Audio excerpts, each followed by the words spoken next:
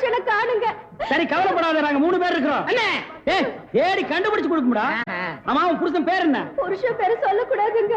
பாத்தியாடா பண்பாட்ட, ஒவ்வொரு வீட்லயும் புருஷனை போடாவாடா பொட்டக்கண்ணா விளக்கமாத்தடி வேப்பலடி எல்லாம் நடக்குது. இந்த பொம்பளை என்னடான்னா பழைய பஞ்சாங்கமாவே இருக்கா. இந்த பொம்பளை தாண்டா முரத்துல புளிய வச்சுட்டு துரத்தி வித்தவா. துரத்தி முரத்தால புளி அடிச்சு பொம்பளை தாண்டா. அம்மா உன் புருஷன் பேரை எழுதியாவது காமிமா. எனக்கு எழுத படிக்க தெரியாதுங்க.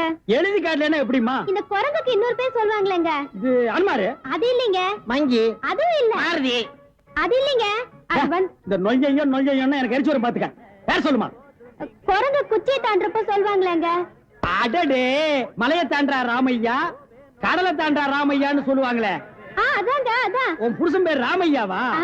ஆள எப்படி இருப்பான்? ஐயா ராமையா குடிச்சிட்டு வந்து கலண்டா பண்ணுவியா ராமையா? அத கூட